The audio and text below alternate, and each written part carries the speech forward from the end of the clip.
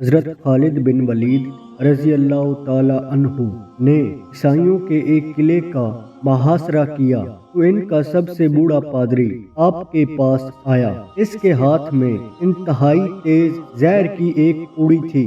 اس نے حضرت خالد بن ولید رضی اللہ تعالی عنہ سے عرض کیا کہ آپ ہمارے قلعے کا محاصرہ اٹھا لیں۔ اگر تم نے دوسرے قلعے فتح کر لیے تو اس قلعے کا قبضہ ہم بغیر لڑائی کے تم کو دے دیں گے۔ حضرت خالد رضی اللہ تعالی عنہ نے فرمایا کہ نہیں، ہم پہلے اس قلعے کو فتح کریں گے، بعد میں کسی دوسرے قلعے کا رخ کریں گے۔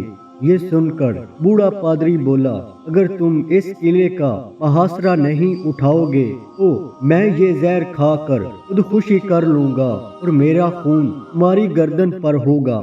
حضرت خالد رضی اللہ تعالی عنہ فرمانے لگے، یہ ناممکن ہے کہ تیری موت نہ آئی ہو اور تو مر جائے۔ بوڑھا پادری بولا، اگر تمہیں یہ یقین ہے تو یہ لو، یہ زہر کھا لو۔ حضرت خالد بن ولید رضی اللہ تعالی عنہ نے وہ زہر کی پوڑی پکڑی اور دعا پڑھ کر وہ زہر لی اور اوپر سے پانی پی لیا۔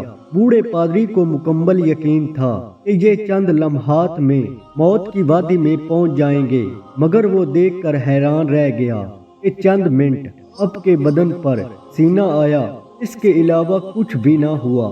حضرت خالد بن ولید رضی اللہ تعالی عنہ نے پادری سے مخاطب ہو کر فرمایا، دیکھو، اگر موت نہ آئی ہو تو زہر کچھ نہیں بگاڑتا۔ پادری کوئی جواب دیے بغیر اٹھ کر بھاگ گیا اور قلعے میں جا کر کہنے لگا، اے لوگو، میں ایسی قوم سے مل کر آیا ہوں، خدا تعالیٰ کی قسم، اسے مرنا تو آتا ہی نہیں، وہ صرف مارنا ہی جانتے ہیں۔ اتنا زہر ان کے ایک آدمی نے کھا لیا، اگر اتنا پانی میں ملا کر ہم تمام اہل قلعہ کھاتے تو یقیناً مر جاتے، مگر اس آدمی کا مرنا تو دور، وہ بے ہوش بھی نہیں ہوا۔